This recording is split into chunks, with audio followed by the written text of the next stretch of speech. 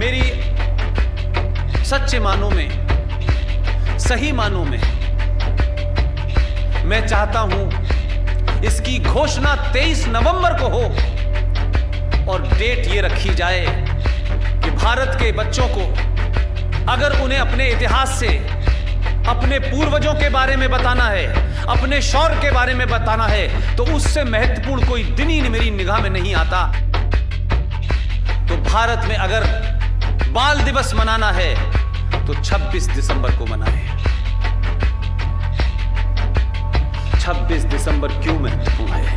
ਇਹ ਨੇ ਬਾਬਾ ਬੰਦਾ ਸਿੰਘ ਜੀ ਬਹਾਦਰ, ਸਿੱਖ ਕੌਮ ਦੇ ਪਹਿਲੇ ਰਾਜੇ ਜਿਨ੍ਹਾਂ ਨੇ ਸਿੱਖ ਰਾਜ ਦੀ ਨੀਂਹ ਰੱਖੀ। ਹੁਣ ਉਹਦੇ ਪੁੱਤਰ ਨੂੰ ਬੁਲਾਇਆ ਗਿਆ। ਬੰਦਾ ਸਿੰਘ ਬਹਾਦਰ ਦਾ ਪੁੱਤਰ ਅਜੇ ਸਿੰਘ 3.5 ਪੌਣੇ 4 ਸਾਲ ਦੀ ਉਮਰ ਹੈ। 7 ਦਸੰਬਰ 1715 ਨੂੰ ਗੜੀ ਦੇ ਵਿੱਚੋਂ ਉਹਨਾਂ ਨੂੰ ਗ੍ਰਿਫਤਾਰ ਕੀਤਾ ਗਿਆ ਸੀ। ਅੱਜ 9 ਜੂਨ 1716 ਹੋ ਗਈ, ਲਗਭਗ 6 ਮਹੀਨੇ ਦਾ ਸਮਾਂ ਹੈ। 6 ਮਹੀਨੇ ਬਾਅਦ ਬੱਚਾ ਆਪਣੇ ਪਿਤਾ ਨੂੰ ਮਿਲਣ ਆ ਰਿਹਾ ਵਾ। ਕਿਹੜੇ ਹਾਲਾਤਾਂ ਦੇ ਵਿੱਚ ਮਿਲ ਰਿਹਾ ਵਾ ਕਿ ਸਾਹਮਣੇ ਜਿੰਨੇ ਵੀ ਜਾਣੇ ਪਛਾਣੇ ਚਿਹਰੇ ਸਨ, ਉਹਨਾਂ ਦੇ ਸੀਸ ਕਿਤੇ ਪਏ ਨੇ, ਉਹਨਾਂ ਦੇ ਧੜ ਕਿਤੇ ਪਏ ਨੇ। ਭੱਜ ਕੇ ਸਹਿਮਿਆ ਹੋਇਆ ਬੱਚਾ ਆਪਣੇ ਬਾਪ ਦੀ ਗੋਦੀ 'ਚ ਜਾ ਕੇ ਬੈਠ ਜਾਂਦਾ ਵਾ ਕਿ ਪਿਤਾ ਬੜੇ ਚਿਰਾਂ ਬਾਅਦ ਮਿਲਿਆ ਤੇ ਮੈਨੂੰ ਪਿਆਰ ਕਰੇਗਾ, ਪਰ ਪਿਤਾ ਦੇ ਹੱਥ ਬੰਨੇ ਹੋਏ ਨੇ, ਉਹ ਪੁੱਤਰ ਨੂੰ ਪਿਆਰ ਵੀ ਨਹੀਂ ਕਰ ਸਕਿਆ। ਉਸ ਬੱਚੇ ਨੂੰ ਗੋਦੀ ਦੇ ਵਿੱਚੋਂ ਖੋਹ ਲਿਆ ਗਿਆ, ਘਸੀਟ ਕੇ ਲਿਜਾਇਆ ਗਿਆ, ਉਹਦੀ ਛਾਤੀ ਚੀਰ ਦਿੱਤੀ ਗਈ। ਉਹਦੀ ਛਾਤੀ ਚੀਰ ਕੇ ਉਹਦਾ ਧੜਕਦਾ ਹੋਇਆ ਦਿਲ ਕੱਢਿਆ ਗਿਆ। ਉਹ ਧੜਕਦਾ ਹੋਇਆ ਦਿਲ ਬੰਦਾ ਸਿੰਘ ਬਹਾਦਰ ਦੇ ਮੂੰਹ ਦੇ ਵਿੱਚ ਤੁੰਨ ਦਿੱਤਾ ਗਿਆ, ਫਿਰ ਵੀ ਨਹੀਂ ਡੋਲਿਆ। ਉਸ ਤੋਂ ਬਾਅਦ ਉਹ ਪੁੱਛਦਾ ਹੈ ਕਿ ਕਿਵੇਂ ਮਹਿਸੂਸ ਹੋ ਰਿਹਾ ਵਾ? ਤੂੰ ਆਪਣਾ ਜ਼ਬਰ ਅਜਮਾ ਕੇ ਦੇਖ ਲਾ, ਮੈਂ ਤੈਨੂੰ ਆਪਣੇ ਗੁਰੂ ਦਾ ਬਖਸ਼ਿਆ ਹੋਇਆ ਸਬਰ ਅਜਮਾ ਕੇ ਦਿਖਾਵਾਂਗਾ। ਬੜਾ ਗੁੱਸਾ ਚੜਿਆ। ਹੁਣ ਬੱਚੇ ਦੀਆਂ ਅੰਤੜੀਆਂ ਕੱਢੀਆਂ ਗਈਆਂ। ਉਹ ਅੰਤੜੀਆਂ ਕੱਢ ਕੇ ਉਹਦਾ ਹਾਰ ਬਣਾ ਕੇ ਬੰਦਾ ਸਿੰਘ ਬਹਾਦਰ ਦੇ ਗਲ ਵਿੱਚ ਪਾ ਦਿੱਤਾ ਗਿਆ। ਬੱਚੇ ਦਾ ਸਿਰ ਕੱਟ ਕੇ ਬੰਦਾ ਸਿੰਘ ਬਹਾਦਰ ਦੀ ਝੋਲੀ ਦੇ ਵਿੱਚ ਰੱਖ ਦਿੱਤਾ ਗਿਆ। ਜਿਹੜਾ ਉਸ ਵੇਲੇ ਜਲਾਦ ਸੀ, ਉਹਦਾ ਨਾਂ ਸੀ ਅਮੀਰ ਖਾਨ। ਉਹਨੂੰ ਕਿਹਾ ਕਿ ਬੱਚੇ ਦਾ ਖੂਨ ਲੈ ਕੇ ਬੰਦਾ ਸਿੰਘ ਬਹਾਦਰ ਦੇ ਮੂੰਹ ਤੇ ਮਲ ਦੇ। गुरु गोविंद सिंह के 4 पुत्र थे। 2 चमकौर के युद्ध में मारे गए और 2 पुत्र, एक 6 साल का पुत्र साहबजादा जोरावर सिंह, जिसकी उम्र 6 साल थी, जो 1699 में पैदा हुआ था, और दूसरा पुत्र साहबजादा फतेह सिंह, जिसकी उम्र 9 साल थी। उस वक्त के मुगल बादशाह के हुक्म पर वजीर खान ने जब ये कहा, उन पुत्रों से कहा, तुम्हें इस्लाम कबूल करना पड़ेगा, इस्लाम कबूल कर लोगे तो जान बख्श दी जाएगी। उस घटना को पढ़िए, ये कोई मेरी लिखी हुई किताब नहीं है। जरा गोल्डन टेंपल भी जाइए। उन दोनों पुत्रों ने, एक 6 साल के जोरावर सिंह ने और 9 साल के फतेह सिंह ने, उस वजीर खां की आंख में आंख डाल के कहा, मैं वाहे गुरु के अलावा किसी को नहीं मानता।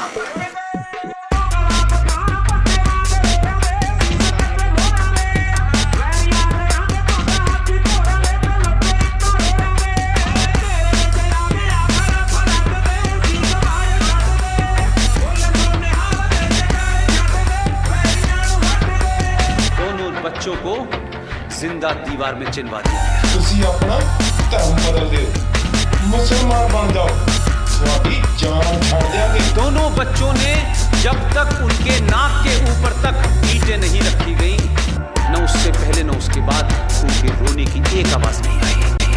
ये कृत्य किया गया और 26 दिसंबर को दोनों की मृत्यु हो गई।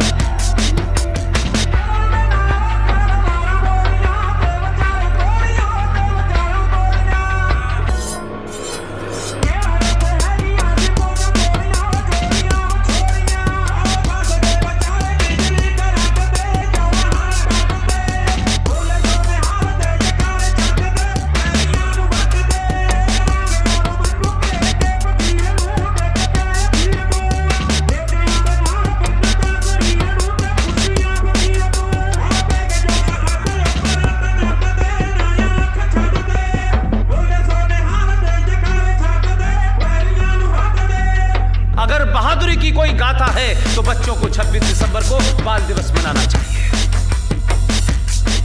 और ये घटना सिर्फ छोटी मोटी घटना नहीं है। इसलिए मैं कह रहा हूं कुछ चीजों को आप इतिहास के पॉइंट से देखेंगे तब आपको पता चलेगा कि कैसा कैसा कुछ हुआ है। भाई माधवदास जिनका नाम था, आप देखिए कि उस कौम ने कैसे कैसे लोग पैदा किए हैं। उन्होंने अमृत चखा और ये प्रण किया, ये कसम खाई कि गुरु गोविंद सिंह के पुत्रों को जिसने मारा है, जब तक उसका सर कलम नहीं कर देंगे, हम सिख की औलाद नहीं, हम सनातन की औलाद नहीं।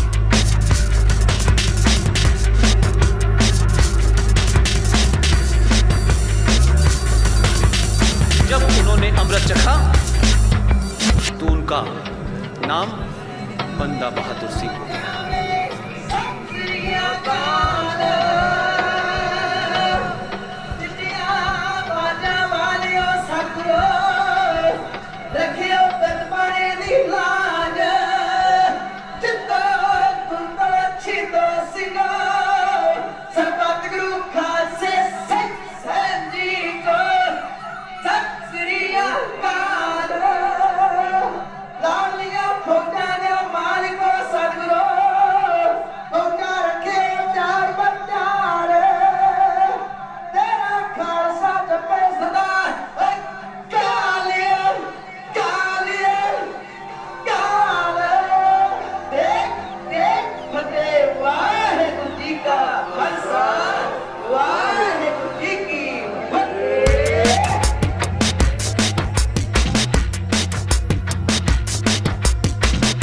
जिस वजीर खान ने हुक्म दिया था गुरु गोविंद सिंह के दोनों पुत्रों को दीवार में जिंदा जलने का, उनका धड़ सबसे अलग कर दिया।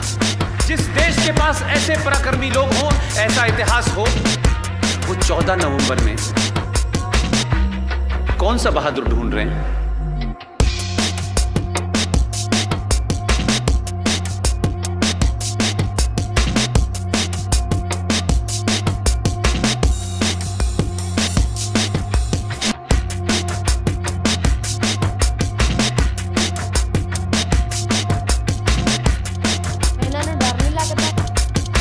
ਜਿਹੜੇ ਗੁਰੂ ਦੇ ਪਿਆਰੇ ਹੁੰਦੇ ਨੇ ਨਾ, ਉਹਨਾਂ ਨੂੰ ਕਦੇ ਡਰ ਨਹੀਂ ਲੱਗਦਾ।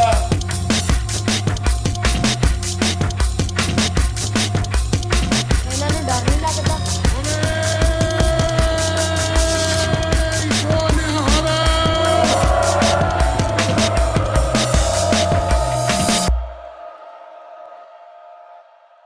ਬੰਦਾ ਸਿੰਘ ਬਹਾਦਰ ਦੇ ਹੱਥ ਪੈਰ ਕੱਟ ਦਿੱਤੇ ਗਏ, ਸੰਨੀਆਂ ਗਰਮ ਕਰ ਕਰਕੇ ਉਹਨਾਂ ਦੇ ਮਾਸ ਨੂੰ ਨੋਚਿਆ ਗਿਆ ਤੇ ਇਸ ਤਰੀਕੇ ਦੇ ਨਾਲ ਉਹਨਾਂ ਨੂੰ ਸਰੀਰਕ ਤੌਰ ਤੇ ਇਸ ਦੁਨੀਆ ਦੇ ਵਿੱਚੋਂ ਖਤਮ ਕਰ ਦਿੱਤਾ ਗਿਆ।